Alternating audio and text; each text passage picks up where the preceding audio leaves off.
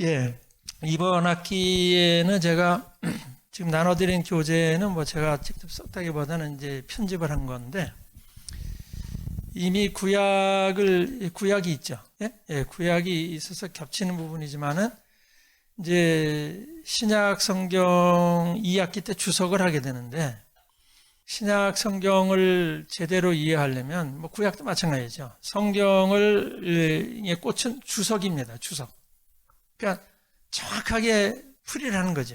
그게 굉장히 중요한 겁니다. 성경은. 그러려면 이 성경이라는 것이 읽어서 바로 이해가 되면은 뭐 주석할 필요도 없는 거죠. 그런데 전문 교육을 받은, 정말 고등교육을 이상을 받은 분들조차도 성경을 그냥 읽으면 80%는 이해하기가 어려운 거죠. 어렵잖아요. 그렇죠? 예. 그냥은 읽어서 이해하기가 어려운 겁니다. 그럼 왜 어려운가? 신약만 해도 예수님이 말씀하셨을 때, 예수님이 하신 말씀이 이제 성경에 기록되어 있는 거 아닙니까? 복음서에. 그럼 예수님이 말씀하실 때 그 대상은 거의 무학자지요. 다 어려운 사람들, 못 배운 사람들입니다. 그러면 그러한 사람들을 상대로 예수님이 이제 하느님에 관해서 말씀을 선포하실 때 뭐 어려운 얘기를 하셨겠어요? 무슨 아리스토텔레스 얘기를 하셨겠어요? 토마스 아퀴나스 얘기를 하셨겠어요? 형이상학을 얘기를 하셨겠어요? 아주 쉽게 말씀을 하신 거죠. 그러니까 그 당시에 청중들은 예비옷이 100% 다 알아듣고 지당하신 말씀이라 과연 예수님이시구나 다 그랬던 겁니다. 그럼 우리는 지금 왜 어려움을 느끼는가? 그 말씀 우리도 그 분위기에 있었다고 가정을 하면 다 알아들어요. 뭐 이렇게 무슨 뭐 신약 입문 뭐 복음서 이런 거 강의할 필요가 없는 거죠. 우리도 다 알아듣는 거예요. 그 분위기를 우리가 모르는 거죠. 어떤 분위기에서 이 말씀을 하셨는지를 우리가 알 수가 없어요.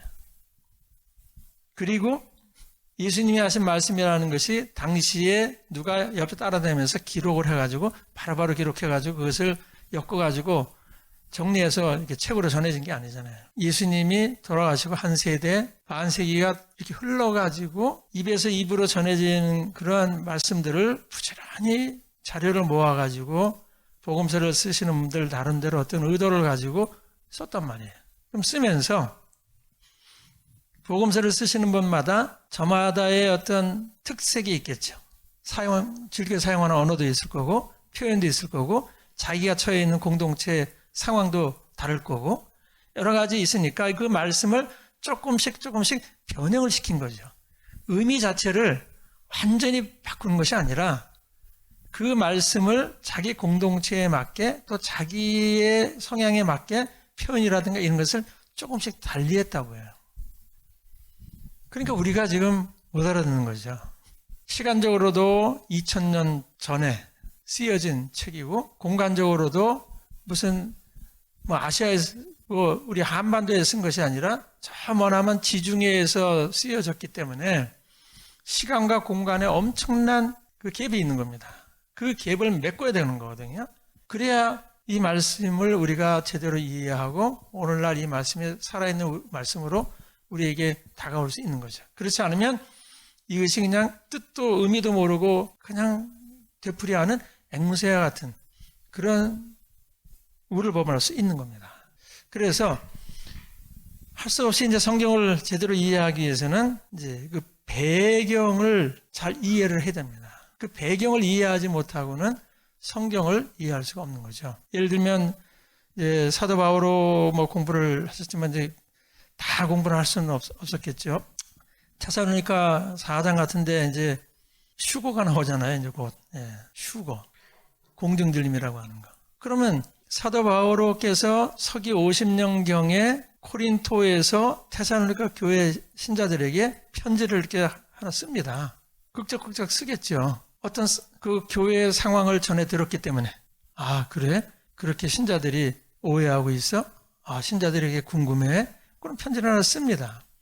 그럼 바오로 사도께서 편지를 쓰실 때 이거 잘 써야 되겠다. 이거 잘 써야 이 다음에 세월이 흘러가지고 어떻게 해가지고 경전에 포함이 돼가지고 397년에 저기 튀니지 카르타고에서 27권 경전으로 확정이 돼가지고 이게 전 세계로 퍼져서 한국에 있는 사람들도 읽을 것이다 라고 생각하고 편지를 쓰셨을 만무죠.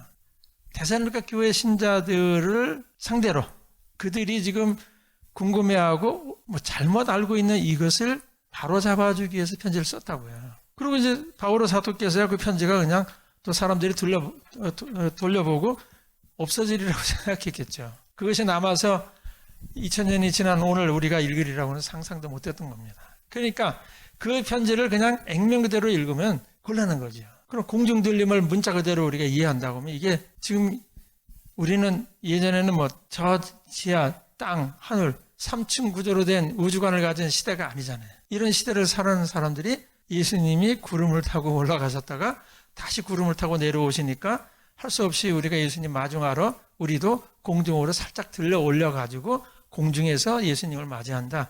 이것을 이해하고 받아들일 사람이 누가 있냐는 거예요. 그렇잖아요. 그럼 왜 그런 표현을 썼는가? 그 시대에는. 그 시대 우주관은 뭐였던가? 왜 바오로 사도는 부활하신 주님을 이렇게 만나는 것을 그런 식으로 묘사를 해가지고 이 휴거, 공중들림이라는 그 표현을 써가지고 오늘 2000년이 지난 다음에 한국에서 시한부 종말론자들에 의해서 곡해가 돼가지고 많은 사람들이 피해를 입게 만드느냐. 바오로 사도는 내가 한국 사람 읽으라고 썼냐. 이렇게 이제 항변하실 수 있겠죠. 그러니까 이런 게 어려운 거라는 거죠. 그러면 우리가 그 시대의 우주관 또 그 시대의 데살로니가 신자들이 궁금해했던 것이 무엇이고 바오로는 이것을 어떻게 사목자적인 입장에서 이 문제를 접근하고 신자들에게 올바른 가르침을 줬는가 이런 걸 이제 찾아내야 되는 거죠. 그러려면은 읽어만 갖고는 안 되는 거죠. 배경, 주변 이야기 이런 것들을 갖춰야 되는 겁니다. 그리고 또 하나 제일 중요한 것은 이제 언어죠, 언어. 예. 구약은 히브리어, 신약은 그리스어를 해야 됩니다. 이게 왜냐하면 모든 주석의 출발은 정확한 번역에서부터 출발이 돼야 되는 거죠. 우리말 잘 번역됐는데 물론 잘 번역됐죠. 예. 그래도 그 분야에 이제 뛰어나신 뭐 우리가 아는 돌아가신 임승필 신부님 지금 이제 한림연구소에 참 아주 탁월하신 이제 정태현 신부님 이런 분들이 이제 애써가지고 지금 우리가 성경을 가지고 있으니까 그분들 이상으로 더 잘 번역하기도 이제 어려운 건 맞아요. 그렇지만 어쨌든 주석을 한다고 하면 출발이 다시 한번 그리스 성경을 갖다 놓고 번역을 하는 작업부터 시작이 돼야 된다는 거죠. 그리스 말이 중요한 겁니다. 히브리어도 중요하고. 그리고 거의 뭐 한 200년 동안 성서 연구를 한 분들이 이제 많은 책들을 펴냈어요. 주석서들 펴내고 많이 펴냈는데 이게 다 저기 유럽에서 독일, 프랑스 그리고 영국, 미국으로 거쳐가지고 이제 한국까지 이제 오게 되지 않습니까? 그러니까 역시 독일 학자들이 가장 많은 연구를 한 거예요. 또 프랑스 학자들이. 그러니까 독일 웬만한 책은 전부 독일어 불어로 되어 있는 거죠. 그 다음에 이것이 미국, 영국으로 건너가서 이제 영어로 번역이 되기도 하고 그 후에 이제 영국의 학자들, 미국의 학자들이 또 영어로 또 책을 쓰기도 하고. 그러니까 영어, 독어, 불어 이건 필수가 돼버리는 겁니다. 근데 이걸 어떻게 다 언어로 다 하겠어요, 이게. 어렵죠. 예. 그러니까 뭐, 지금 이제 대학자라고 하는 분들, 우리 뭐 스승 신부님, 정양 뭐 신부님이라든가 이런 분들 그 시대에는 완벽하게 그런 언어들을 다 하신 거예요. 그리스어, 라틴어, 히브리어, 영, 불독. 그래서 탁월한 학자가 되신 거죠.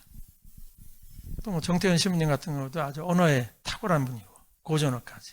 지금 뭐 그런 이제 연구를 하는 가장 탁월한 학자들이 저 평신도에 한림성서연구소에 다 모여 있더라고요. 놀랍게도. 야, 저분들이 좀 대단한 거예요. 평신도인데 그 어려운 언어들을 공부해가지고 지금 엄청난 일을 하고 있어요. 한림성서연구소에서. 다 평신도예요. 100%. 그러니까 그러한 이제 도구가 갖춰져야만 정확하게 성서를 주석할 수 있다는 거죠. 성경을. 구약이든 신약이든. 그거를 갖추지 않으면 어려운 거죠. 그러니까 이런 것을 갖춘 분들이 이제 신학교에서 교수님으로 계시면서 신학생들을 맹렬히 교육시켜가지고 특히 언어. 그래서 신부님들이 거기서 물론 영성도 뭐 깊이 쌓아야 되지만은 그런 학문적인 훈련을 깊이 해가지고 이제 본당에 나오셔가지고 신자들을 대상으로 이제 정확하게 복음을 읽어내고 그것을 쉽게 오늘 성당에 나오는 제천에서도 이렇게 나오는 이런 신자들이 이해할 수 있게 이것을 풀어서 강론하는 겁니다. 교육을 하고. 이렇게 시스템이 돼야만이 이 건전한 교회가 되는 거죠. 이게 다 어긋나 있단 말이에요. 예. 왜냐? 제가 볼 때는 이제 그 정혜원 스님 세대, 예, 그 세대는 기라상 같은 세대죠. 지금 많이 돌아가셨죠. 지금 장익충님도 돌아가시고 뭐 거의 많이 돌아가셨어요. 몇 분인지 안 계시더라고요. 그 이후도 기라상 같은 이제 세대예요. 그분들은. 정태원 신부님 세대도 아주 참 탁월한 그런 세대를 들이죠. 신부님들. 저희 때까지만 해도 괜찮은 것 같아요. 서울도 그렇고 수원도 그렇고 이제 뭐 여러 가지 여러 신학대학 보면. 근데 요즘 이제 젊은 지금은 이제 40대, 50대 여러분들이 이제 교수로 계시지 않습니까? 근데 제가 이제 이걸 알 수가 없어요. 평가를. 왜냐하면 다 책을 보고 평가를 하는 거거든요. 예. 써준 책을 보고 이분이 참 제대로 공부를 하신 분이구나. 제대로 참 글을 쓰셨구나. 그걸 이제 아는데 요즘은 나오는 책이 없어요. 예. 특히 성서하긴 그래요. 요즘 뭐 서울도 그렇고 수원도 뭐 여기 대전, 인천, 광주, 대구 이렇게 있는데 거기에서 아주 신선한 정말 아주 빼어난 이런 성경 주석서가 나온 게 없어요. 또 누가 해주고 있느냐 지금. 제가 볼 때는 수녀님들이 하시더라고요. 전봉순 수녀님, 안소근 수녀님. 이분들 쓴 거 그 시편 이사야서 보면은 정말 탁월한 분들이에요. 그 수녀님이에요, 두 분 다. 그리고 이제 그 주원준 박사 이런 이제 평신도잖아요. 예. 이런 분들이 좋은 책을 써주고 있는 거예요, 지금요. 그러니까 예, 그런 것들이 돼야 된다는 거죠. 그래서 이번 학기에 이제 저도 그냥 그 구약을 제가 공부할 생각은 없고 그것도 제 전공도 아니고 저도 뭐 구약에 대해서 잘 모르고 그러나 어쨌든 신약을 우리 이해하기 위해서는 소위 이 팔레스타인 그 주변 이야기들을 좀 우리가 알아야 되고 그 다음에 특히 이 지리가 중요합니다. 왜냐하면 이제 조금 여기 나오지만은 그 브레스테드라고 하는 사람 여기 제가 그 사람은 써드리진 않았네요. 예.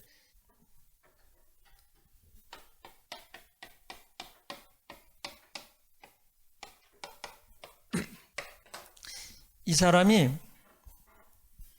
일찍이 문명이 발달된 그 지역을 비옥한 초생딸이다. 들어보셨잖아요? 예, 거기다 써드렸죠? 비옥한 초생딸 지역이다. 퍼타일 크레센트라고 하는. 그러니까 동쪽에 이라크에 이라크 아시죠? 예. 그 다음에 서쪽으로는 이제 넘어오면 메소포타미아. 메소는 사이라는 말이고, 포타미아는 강이란 말이고, 그러니까 강 사이. 유프라테스, 티그리스 강 사이다. 메소포타미아 지역이죠. 그러니까 이라크, 메소포타미아, 그리고 이제 잘 아는 이제 시리아, 레바논, 그리고 이스라엘, 그리고 이집트, 나일강 계곡까지 이게 초생딸 모양으로 생겼다는 겁니다. 그 지형이. 그 지역이 구약 성경에 한 622개의 지명이 나온다고 합니다. 뭐 더 나오는지 하여튼 그건 모르겠는데 하여튼 622개의 지명이 나오는데 그 622개의 지명이 이라크부터 시작해가지고 이집트 나일강까지의 그 지역에 다 들어있다는 겁니다. 그러니까 구약 같은 경우에는 구약의 사건들 다 이 초생딸 지역에 살았던 사람들과의 관계 속에서 전개된 이야기들이죠. 예. 그러니까 이게 지리를 또 모르면 안 된다는 거죠. 예. 사목을 하다 보면 신자들이 제일 어려움을 느끼는 게 뭐냐면은 예를 들어서 이제 사도 바오로 발자취 이거 선교지를 쭉 드리잖아요. 다 어려워합니다. 그럼 뭘 풀이를 해서 어려운 게 아니라 지명이 너무 어려운 거예요. 고유 명사가 뭐 안티오키아, 뭐 데르베, 뭐 리스트라 이거냐 나오면 이게 사람인지 어디 지명인지 뭐 데살로니카가 이게 지명인지 사람인지 이게 깜깜입니다. 그러니까 너무 어려운 거예요. 예를 들면 뭐 정동이다, 뭐 종각이다, 뭐 시청이다 이러면 금방 막 이게 와닿는데 전부 낯선 지명이 되니까 어려움을 느끼는 겁니다. 그러니까 다 어려워하는 거예요. 그러나 이 구약도 요 비옥한 초생달 지역 안에 622개의 구약 성경에 나오는 지명들이 나온다고 하면 이 지리를, 성경 지리를 또 모르면 이해하기가 어려운 거죠. 네, 이런 것들입니다. 예, 그래서 이번 학기에 1학기 때는 조금 그 배경사를 공부를 좀 하고 조금 그 다음에 이제 성경을 연구하는 데는 다양한 방법론이 있습니다. 이 방법론이라고 하는 것은 어떤 방법론이 뛰어난 방법론이다, 어떤 방법론만이 유일한 방법론이다 라고 얘기할 수가 없어요. 이 방법론이라고 하는 것은 상호 보완적이에요.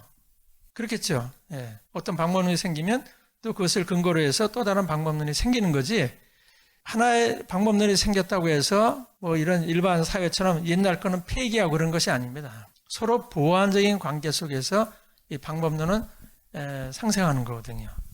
그러면 제가 다루는 방법론은 뭔가, 저는 이제 별 수 없이 저희 스승님한테도 그렇고 우리 가서도 그렇고 그 역사 비평적인 방법론이라는 것을 배웁니다. 그러니까 성서의 뒤의 이야기입니다. 성서 뒤의 이야기, 성서가 쓰여지기 이전에 이 이야기들을 다루는 것이 이제 역사 비평적인 방법론이라고 합니다. 그래서 이제 우리가 들어보셨지만은 이제 뭐 사본학 같은 거, 원전 비평, 그 다음에 이제 양식 비평이라든가, 가장 중요한 것이 이제 편집 비평, 뭐 전승사 비평, 출전 비평, 이런 이제 역사 비평적인 방법론을 가지고 저도 그렇게 배웠고, 또 그 방법론 틀 안에서 이제 성경을 늘 보다 보니까 제가 여러분들에게 소개해 드릴 수 있는 방법론은 그 역사 비평적인 방법론밖에 없는 거예요. 뭐 구조주의라든가 그다음에 뭐 철학 비평이라든가 요즘 이런 것들은 저도 잘 다뤄보지 않은 거죠. 그렇다고 그 방법론이 잘못되는 게 아니에요.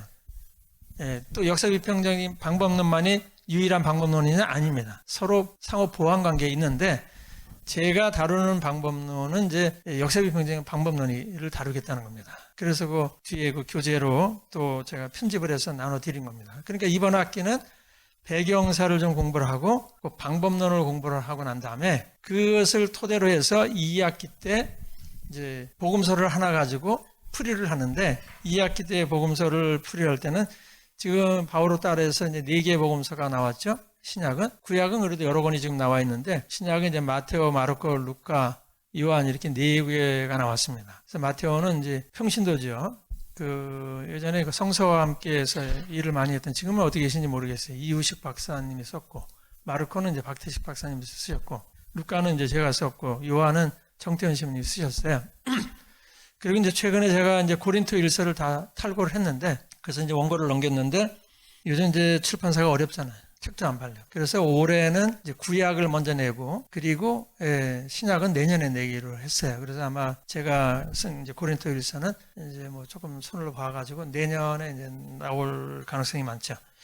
그래서 이 4권 중에 아무래도 이제 제가 쓴 게 루카니까, 제가 쓴 루카복음을 가지고, 루카복음만 공부를 하는 게 아니에요. 공간복음은 어차피 마테오, 마르코, 루카를 함께 볼 수밖에 없어요. 그러나 교재는 이제 루카복음을 가지고 2학기 때 이제 그렇게 공부를 좀 하도록 하겠습니다.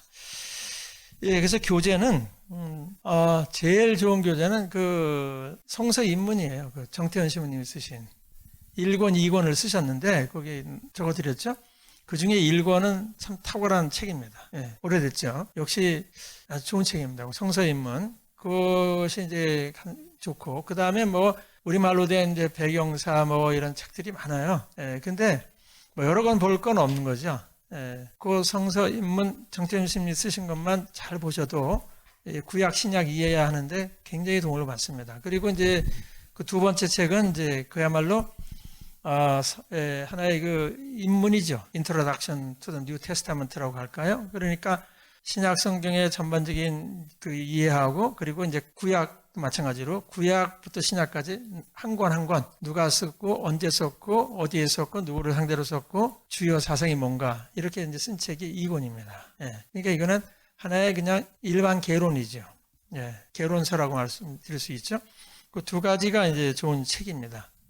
그 이외에도 많아요. 우리말로 된 책, 특히 개신교에서는 뭐 더 많이 나와 있고, 근데 뭐 그거 굳이 구입하시려고 하실 필요는 없고, 그렇게 보시면 좋고, 저는 이제 여러 가지 이제 책들을 많이 가지고 있는데, 제가 오늘 가지고 온 책은 왜 이 두 권을 가져왔냐면, 76년도에 제가 이 책을 구입해 가지고 굉장히 참 도움을 많이 받았어요. 여기 이제 영국의 브루스 M. 메츠거라고 하는 사람인데, 이분은 아주 타고난 사람이죠. 사본학 이런 거에도 아주 뛰어난 분이고, 이분이 또 New Testament is Background, Growth and Content라고 신약성서 배경과 이제 내용, 어떻게 신약성서 형성되어 왔는가, 그런 걸 쓴 책입니다. 영어로 된 이제 책 중에서는 왜 이걸 좋아했느냐, 영어가 어렵지 않다는 거예요. 예, 제가 76년도에 이 책을 이렇게 봤는데, 영어, 이렇게 어떤, 우리말로도 그렇잖아요. 우리말로 쓴 것도 우리 글인데도 어려운 게 있고 또 쉬운 게 있죠.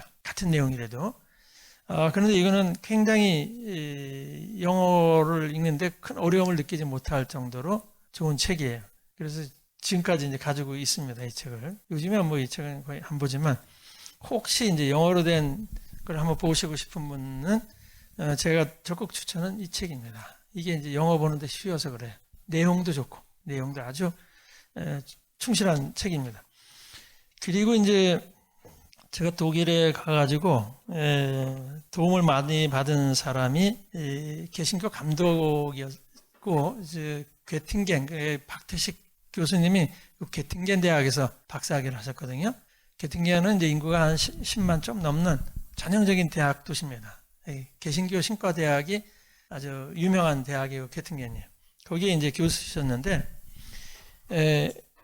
에드워드 로제라고 개신교학자, 이분이 신약성서 배경사, 신약성서 개론 이런 몇 권의 책을 썼어요. 독일어를 공부하려고 이분 책을 다 사가지고, 그러니까 독일어 공부 겸 해서 읽은 책이 이 에드와르트 로제의 책입니다. 예. 그 중에 하나가 이제 우리하고 관계되는 게, 여기 이제 벨트 데스 노이엔 테스타먼트, 그러니까 신약 성경 배경사죠. 일종의. 그러니까 뭐 독일어로 된 책을 뭐 읽을 수는 없겠지만은, 그런데 이 책은 번역이 돼서 나와 있는지는 제가 아직 모르겠고요. 이 책은 개신교학자, 기독교 서회에서 박창건 교수인지 그분이 번역을 해서 나와 있습니다. 우리말로. 예. 그러니까 신약 성경 배경사 아마 그런 제목일 거예요. 대한기독교 서회에서 나와 있는 책입니다. 그래서 아주 좋은 책입니다. 두 개가 다 좋은 책이고, 역시 에드와르트 로제도 독일어를 아주 깨끗하게 쉽게 써주십니다. 그래서 제가 가가지고 이때가 제가 여기 88년에 이분 책을 몽땅 구해가지고 참 이 공부할 겸 독일어 또 공부할 겸 해서 많이 읽은 책이 이제 에드와르트 로제 개신교 감독 괴팅겐 대학교 교수였던 그분의 책입니다. 우리말로 번역이 되어 있습니다. 예, 뭐 교재는 뭐 여러 권 보실 필요가 없고, 그 성서 입문은 수녀원에 하나 이렇게 그냥 사전같이 비치해 놓으시면 좋을 겁니다. 그건 한번 보고 없애는 게 아니라 필요할 때마다 또 찾아보고, 이게 무슨, 그러니까 절기에 대해서 궁금하다 그러면 뭐 찾아보고 그런 책이에요. 예, 그 책을 이제 하나 가지고 계시면 됩니다.